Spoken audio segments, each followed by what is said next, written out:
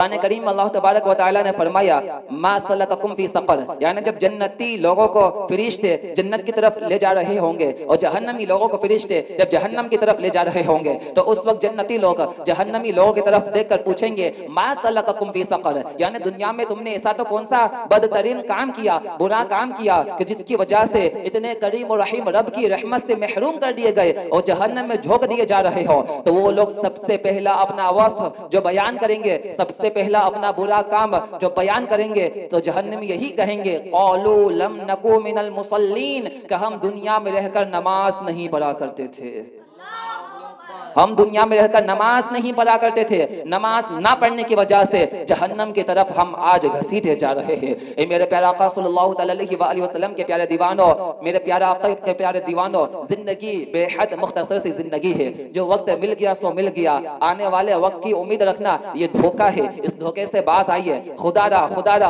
अभी से नियत कीजिए कि हम इंशाअल्लाह पांचों टाइम की नमाजें अपने वक्त पर अदा करने की कोशिश करेंगे, पांचों टाइम की नमाज की पाबंदी करने की कोशिश करेंगे।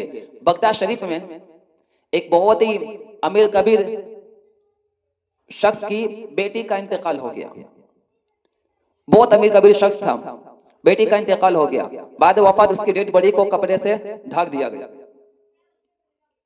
कुछ टाइम के बाद जब गुस्ल देने वाली औरतें वहां पर आई, गुस्ल देने के लिए जैसे ही चादर को उठाया तो उन लोगों की चीखें निकल पड़ी, घबरा गए, परेशान, हैरानी में मुब्तला हो गए, दूर हट गए मैयत से।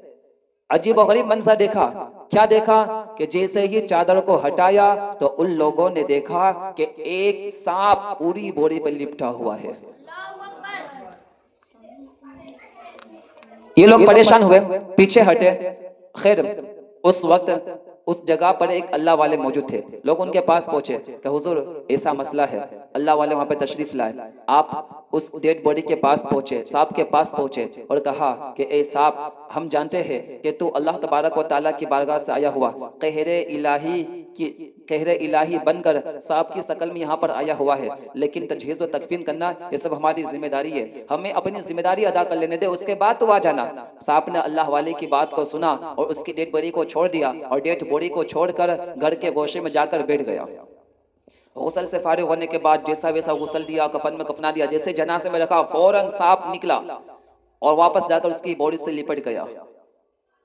जनाजा लेकर निकले, लोग उसके जनाजे को कांधा देने के लिए आगे बढ़ नहीं रहे। चंद अशखास ने उसके जनाजे को कांधा दिया। जनाजे की नमाज की बारी आई तो लोग उसकी जनाजे की नमाज पढ़ने से बाज आ रहे यानी कि पीछे हट रहे। जनाजे की नमाज खैर घर वालों ने अदा की। जनाजे की नमाज से फारिग होने के बाद कब्र में रख दिया। कुछ लोग उसके घर पहुंचे और घर वालों से पूछा क्या आखिरकार तुम्हारी बेटी का ऐसा कौन सा जुर्म था, कौन सी ऐसी खता थी, गलती थी कि जिसकी नहुसत की वजह से जैसे ही इंतकाल हुआ वैसे ही अजाब शुरू हो गया। अल्लाहु अकबर।